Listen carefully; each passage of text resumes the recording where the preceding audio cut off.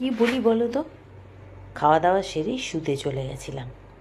হঠাৎ মনে পড়লো দুদিন আগে তো আইসক্রিমটা বানিয়েছি, এবার আইসক্রিমটা তো খেতে হবে, কিন্তু খাওয়ার জন্য তো কষ্ট করতে হবে, সেটাই ভেবে ভেবে এত দেরি হয়ে গেল। তাও ভাবলাম না, আইসক্রিম তো আমাকে আজকে খেতেই হবে। ওয়েদার ঠান্ডা, আর ঠান্ডায় ঠান্ডাকে কাটে, কথাতে আছে না, সেই জন্য। তো যাই হোক, লাফ দিয়ে বিছানা থেকে উঠেই চলে গেলাম ফ্রিজের কাছে, ফ্রিজ থেকে বার করে রান্নাঘরে সোজা। দু রকমের বানিয়েছিলাম, ম্যাঙ্গো কুলফি আর হচ্ছে এমনি বার আইসক্রিম। তো একই মিশ্রণে দুটো জিনিস আমি বানিয়েছিলাম।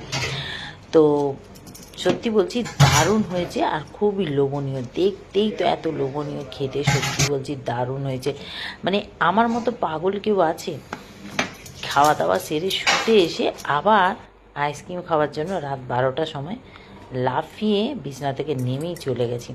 তোমরা আমার এই লুকটা দেখেই বুঝতে পারছো, মানে শুয়েছিলাম, হঠাৎ উঠেছি, যে আমার এই লুকটা দেখেই বোঝা যাচ্ছে। তো যাই হোক, সত্যি বলছি আইসক্রিমগুলো দুটোই দারুণ হয়েছে, টেস্টফুল। তোমাদের কেমন লাগলো দেখে? লোভনীয় তো লাগছে। কেমন লাগলো অবশ্য কমেন্ট করে জানাবে। ভালো লাগলে লাইক, শেয়ার, পেজটাকে ফলো, ইউটিউবটাকে সাবস্ক্রাইব। টাটা।